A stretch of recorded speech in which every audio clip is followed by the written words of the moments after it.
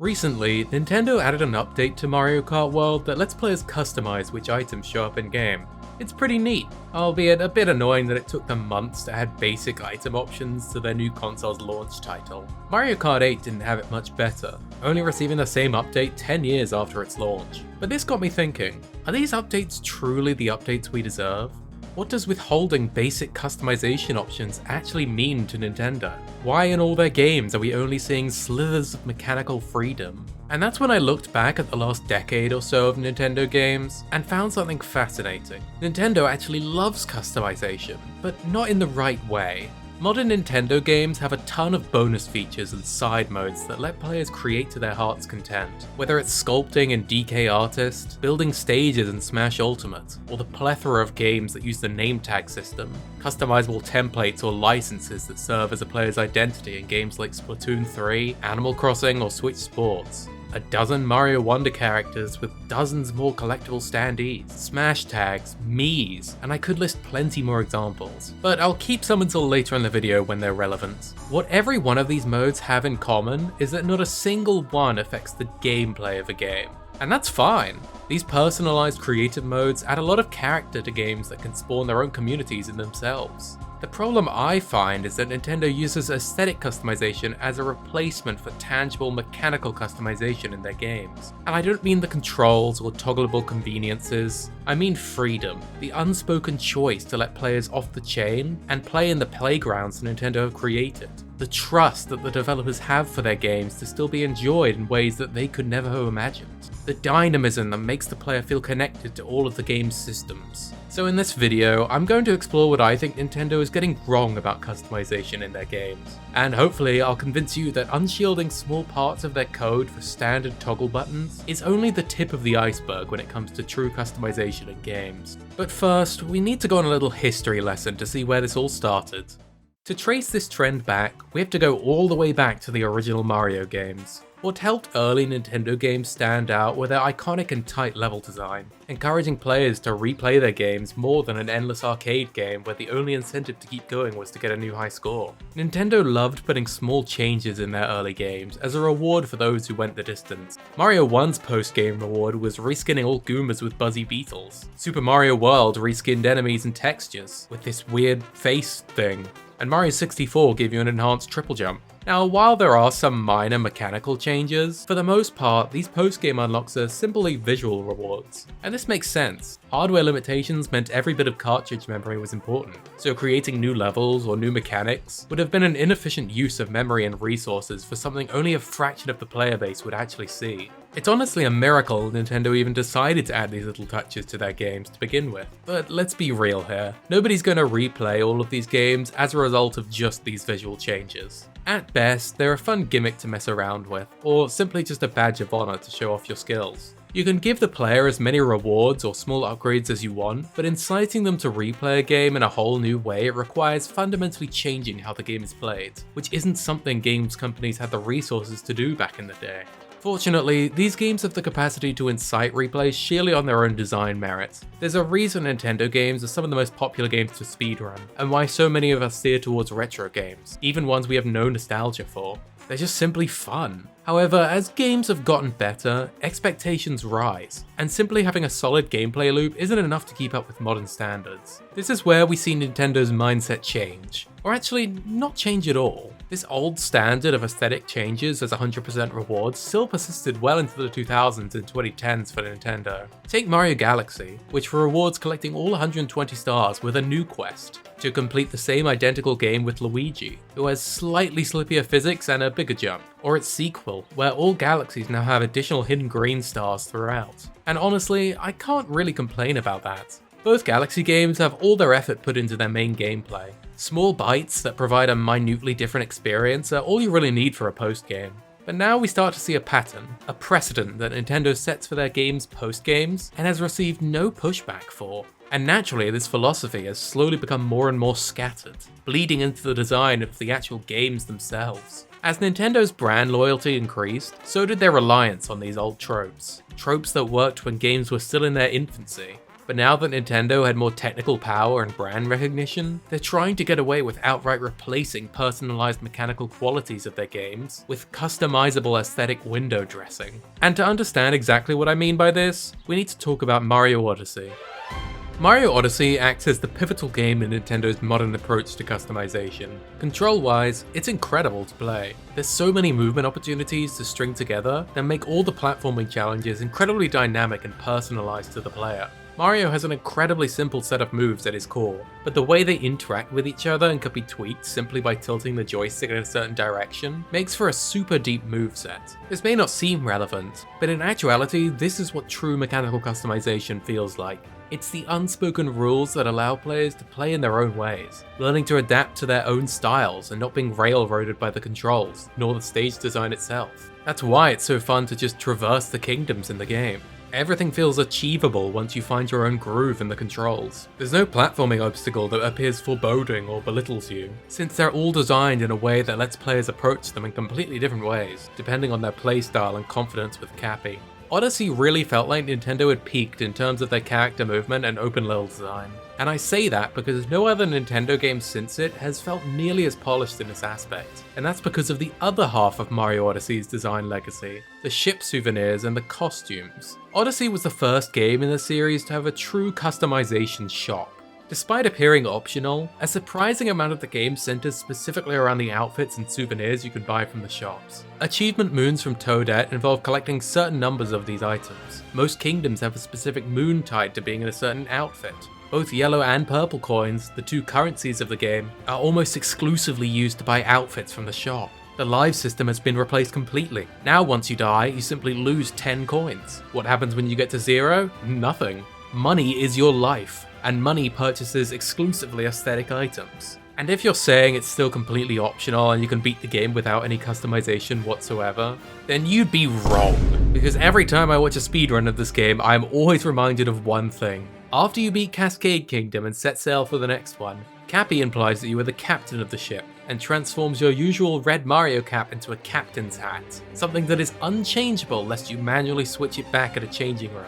Nintendo needs you to interact with their clothing system in Odyssey. This is their modern version of the post-game texture changes. You thought Odyssey's post-game was the moon rocks? No, it was the 9,999 coin costume changes all along. You have to understand, this is where it all changed. This was Nintendo's first dip into expanding the aesthetic customization in their games. And after the immense success of this system in Odyssey, they would now take the plunge and let it overshadow their mechanical design philosophy. Have you noticed that Nintendo games have become a bit stale recently? Looking beyond the price and the marketing and things like that, I've noticed that way more games don't have the staying power online anymore, fizzling out after about a month or so. Now, there's definitely many reasons for this, too many to talk about in detail in this video. It's way more complex than just this one aspect I've decided to highlight. That aspect being that I think Nintendo in the 2020s has become way too focused on the aesthetic customization of their games, and completely forgotten to add actual substance and depth to them. Their sports series like Switch Sports and the Mario Tennis, Golf, and Strikers series all flopped surprisingly quickly given their iconic statuses and promise of game-changing new modes. But the fact of the matter is that these are all just gimmicks or window dressing. There's no depth to any of the sports, and they keep the players tied down to basic movements and mundane physics. Instead, the big selling point for these games comes down to the aesthetics. Adding new iconic Mario characters to play as, or Mii's months after Switch Sports release, just shows how much Nintendo now thinks they can get away with keeping fans happy via aesthetic customization. Even in current year, Mario Kart World pushes out its huge character roster as a substitute for meaningful unlocks in that game. But looking at these games' receptions and reviews, fans are seeing past it. There's a term in game design called the MDA framework, which basically states that games are built from their mechanics to their dynamics to their aesthetics, whereas audiences experience games firstly through their aesthetics, then the dynamics, then the mechanics. In this field, aesthetics doesn't just refer to the looks of a game, but the emotional responses it evokes from players, or simply put, how fun it is just to play and experience. Each of the examples I've just listed show how Nintendo is prioritizing their aesthetics, the surface level gimmicks and visuals that imply a fun gameplay experience, but lack the enrichment of deep mechanics that keep players coming back to them. There are some Nintendo games that utilize their aesthetics first approach well, to the point where they become the mechanics. Games like Miitopia and Animal Crossing get away with being relatively basic from a mechanics standpoint, because that's not the point of those games. The source of these games comes in the aesthetics. The hugely customizable Miis that let you run wild with the face tools are the selling factor of Miitopia. And similarly, the large sandbox of Animal Crossing and the sheer number of themed items and freedom to decorate is exactly what that game sets out to achieve, and is exactly what players are looking for in a city design game. This philosophy simply doesn't work for a game's longevity if its mechanics are in its minute-to-minute gameplay, and so this insistence on visual customization has manifested itself through side modes, or nameplate upgrades that act as substitutes for actual quality. Nintendo has recently adapted this two-part nickname system to a lot of their games. The general idea is that you set one half of the name to be an adjective, and another to be the noun. Combine this with in-game stickers, taunts, profile pictures, patterns, driver's licenses, and costumes, and you start to realize how common these aspects have become for rewards or incentives in Nintendo games, especially in Nintendo's Big Five. If you don't know, these 5 franchises, Mario, Pikmin, Legend of Zelda, Splatoon, and Animal Crossing, are Nintendo's solely owned IPs, developed in-house. I think it's pretty telling that of these 5, 3 of them have had these widgets injected into their formula in some capacity, as well as plenty of other in-house IPs, which are solely Nintendo owned, but not as big as the Big 5. And don't get these confused with collectibles. Most of these widgets are either fully available from the start, infinitely added through updates, or don't have a collection page, meaning there's no way to know if you've even collected them all or not. These options within the games can be staggeringly large sometimes, but maybe it would be better to put this focus into, I don't know, the Switch profile menu, the place that absolutely needs it the most. It's insane to me how some pretty lackluster games can have a greater customization selection for their online nameplates than the main user menu of the whole console. The way additional profile pictures are obscured into a tiny segment of the online page and on a constant rotation is baffling to me, and shows that Nintendo have got their aesthetic design philosophy completely the wrong way round. It may seem like I'm being pedantic about this, but then you look at specific games like Smash Bros. Ultimate, which has huge customization aspects and still manages to have a complete and enriching gameplay experience. And thankfully we're starting to see this again with Kirby Air Riders. Both games notably weren't developed by Nintendo's main studio, but by Sora, led by Masahiro Sakurai. Instead of strong-arming the aesthetic customization segments into the main gameplay, Sora prioritizes the gameplay, creating additional free-roam areas outside of the main game to let us interact with it how we choose. And it's worth mentioning that these modes really let us off the leash, allowing full creative freedom so players get the best of both worlds, gameplay and customization. This satisfies the MDA framework, since the mechanical side of the games isn't forced to share the attention and resources needed for the aesthetic side, meaning a fun and marketable game can still have deep and enticing mechanics and dynamics, allowing Sora to have their cake and eat it too. So when it comes to aesthetic customization, I think taking a leaf out of Sora's book is what Nintendo should really be trying to do with all their games. Not only to focus on the gameplay itself, but also by detaching visual customization from the main modes. It allows them to make a more expansive customization system itself, with the knowledge that the massive toolset is there for players who want it, and optional for the players who don't. So if that's aesthetical customization, then how does Nintendo approach mechanical customization? Well, the answer is a bit more complex. Literally. See, when you're designing mechanics for a game, it's good to imagine them as nodes. In the primary gameplay loop, each node is connected to others that it interacts with. These connections are the dynamics of the game, and all of them look entirely different, but still related to each other. It may be tempting to say that more nodes means more dynamics means better game, but that's not quite how it works. The more nodes you add, the more complex a game gets, and the more connections added, the deeper a game gets. Depth versus complexity is something that every game has its own balance for. Usually it's important to prioritize depth, since it makes all the mechanics mesh together nicely. However, after a certain point, the system begins to get messy. Connections start to overlap and become hard to read, making for a gameplay experience that becomes too unapproachable. And conversely, if you only have a few unique dynamics, or connections that all look exactly the same, then gameplay becomes boring and tedious. And no matter how many base nodes you have to show off, if the connections are weak, you're left with a very unsatisfying and complex experience without a rewarding gameplay loop.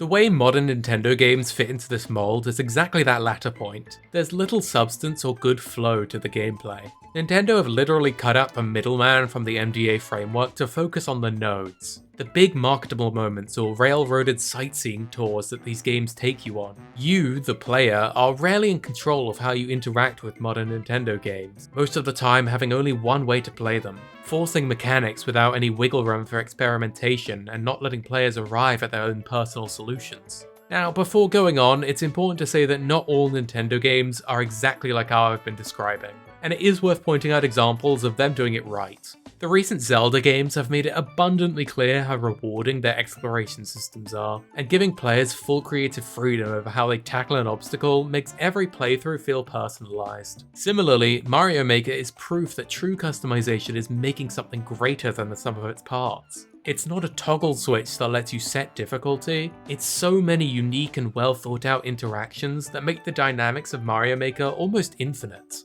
This is why we'll probably never see a true Zelda Maker game, which Nintendo have tried to do on several occasions. Their most recent attempt being in the Link's Awakening remake, which just shows the concept just doesn't work for a puzzle dungeon game like The Legend of Zelda. The mode was too basic to the point where it was more or less solely an aesthetics thing, where players could only choose what rooms to connect together. If you're interested in the history of that game and Zelda makers in general, I'll link to a video by Thomas Game Docs in the description. But the fact of the matter is, Nintendo doesn't trust their audience to be able to make a rewarding puzzle floor. They want to make sure players experience their design exactly how they want, which is something they can do in a platformer designer, where the primary gameplay loop comes down to Mario's movement, the only thing that you can't customize in that game, but they can't do when the environment itself defines the gameplay loop. And this leads us to a big talking point that many people are becoming privy to in Nintendo games. Nintendo wants you to play their games exactly as they intended. Despite the occasional triumph, the overwhelming majority of Nintendo's first-party series fall into this trap, and that number is only ever growing greater, especially in their marketable series. This is something that I cover in my Mario Kart World video if you want a more in-depth explanation. However, for this discussion, I think it's more appropriate to look at some examples. It's no surprise that Nintendo is notoriously protective of their games, refusing to support tournaments that use emulators, patching glitches as soon as they get found, and overall railroading games to give the illusion of player choice. Mario Wonder is a prime example of their modern design strategy. Make the player think they have agency with lots of different characters and badges, but in reality, there is a correct way to play and a linear focus from start to finish. And I know what you're gonna say, this has always been the case in 2D Mario. This is a vast upgrade from the formulaic and repetitive New Soup games. And to that, I would agree. I think it was a very bold choice to not only change the art style, but rework the main gameplay gimmick in Nintendo's most iconic series, while still keeping it faithful to the heart of the platformers of the same name. But while Wonder has wings, they are definitely clipped by a few factors. All of the different characters in Wonder run and jump at the same pace, making any character choice outside of the easy mode characters superficial. The argument to that is, well, if they were all different, that might break some of the levels. But that's the point. Nintendo needs to let us break their levels. Not in a game-destroying way, but think about how much more interesting Mario 64 became once BLJs, RNG manipulation, and so many other glitches were found in that game, just because Nintendo gave us the tools to do it and didn't wall off or put a cap on Mario's moveset. Both 2D and 3D Mario games have shown us that it's fine to have character-specific attributes without completely breaking a game, and to Wonder's credit, it does try to inject an element of mechanical personalization through badges. The issue is that most badges either make the game too easy, or are gimmicks that inject artificial difficulty into the game by turning you invisible or have you always jumping. I still think Wonder was a breath of fresh air, but it had a lot of untapped potential that, when comparing it to games like Smash Ultimate or Kirby Air Riders, really puts into perspective how watered down and unacceptable these design decisions are. We're beginning to pay more for less. Games that show promise through aesthetics, but in doing so, suck up all the resources needed to make good dynamics. But there is one beacon of hope. A game that recognizes these pitfalls we've discussed and actively challenges them. Something purposefully designed to bring back not only personalized gameplay, but to improve on Nintendo's aesthetic customization system. A game that beat out Mario Kart World for Best Family Game at the Game Awards this year, as well as pushed Mario Kart World out of the running for Nintendo's semi-regular Game of the Year nominee slot. Donkey Kong Bonanza is a game that gives players control at just about every step of the way.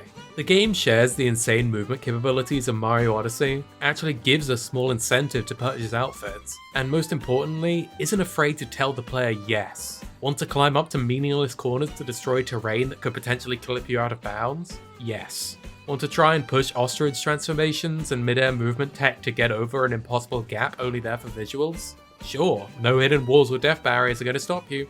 Want to dig up literally all of the terrain in a stage, making for an ugly unplayable mess? That's fine by us. Donkey Kong Bonanza has so many ways to play around in its world, with very few limiting factors forcing players into a certain experience. None of the Bonandian gems are even necessary or required to beat the game, not even in the tutorial cave. Instead, DK Bonanza focuses on the personalized gameplay. There's a skill tree to let players pick and choose which abilities to use and upgrade. A clothes store where each outfit gives players specific boosts in their stats. There's just so many different connections between the plethora of mechanical nodes that make each playthrough deep and personalized. The level design also allows for just this. There is a linear goal to most stages, but your approach to it isn't railroaded into one experience, or even rarely split into just a few choices. Players instead must forge their own path, deciding what terrain to tear up, which areas to explore for gold or fossils or Bonandium gems, which again, all these currencies are completely optional. You have access to almost all of DK's movement from the beginning of the game, and upgrading specific moves feels like a bonus upgrade, instead of a safety net or an easy mode. Overall, I feel like Bonanza really lets players off the leash, trusting in their capabilities to find their own fun alongside the linear progression of the game. And that's not even to mention the DK Artist side mode, a neat little sculpture making mode that thank God doesn't overshadow or take away attention from the main game. A vast improvement to the usual but marketable side mode formula being a stand-in for quality that I've noticed has become all too common in modern Nintendo games. Bonanza would be exactly the same game without this side mode. The game isn't without its issues, however, I think it's a great step towards Nintendo realizing that giving players more control and not babying us with hollow window dressing is the key to reigniting the interest in their games and trust from their consumers. So now, let's look back at what started this video, toggleable items in Mario Kart World, and let's answer the question, is this true customization?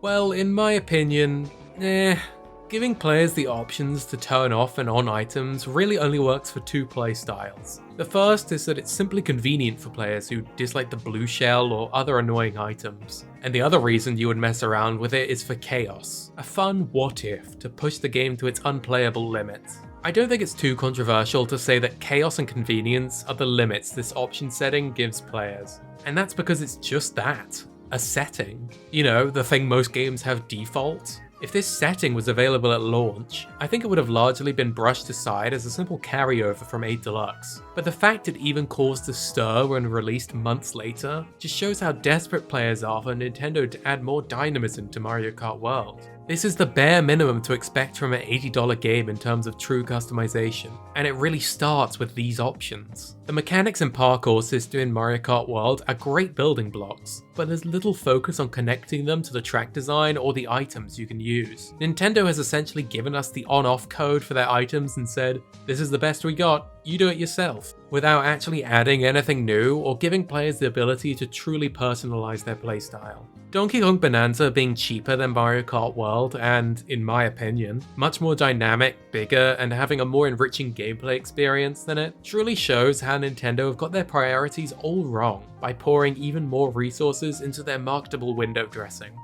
I'm very curious to see what approach they'll take next. Assuming there's a new 3D Mario game on the horizon, my guess is that Nintendo wants to play it safe with their #1 IP, and follow this trend they've come upon since Odyssey. It's very unlikely that this new title will share the design philosophy of Odyssey, since the team behind Odyssey have been the same ones who have just been working on Donkey Kong Bonanza. So I imagine a new 3D Mario game has been spearheaded by a different team. However, perhaps the critical success of Bonanza will show Nintendo that this is what we wanted all along. Who's to say? Okay, now go comment about how I'm not allowed to have a bad opinion on Mario Kart World. Thank you. Hey, thanks for watching till the end of the video. If you liked it, please subscribe. and let me know what you think. Do you agree with my takes? Do you like these kind of industry talks, or would you rather I focus in on one solo game, which I do have videos planned coming up on for. This video was meant to come out quite a while ago, but just over the Christmas period I've been busy, and as well as that, the game theory video underperforming kind of humbled me a little bit, so I did feel a little burnt out in that regard. But regardless, more hot videos coming very soon, and yeah, that's it. See ya.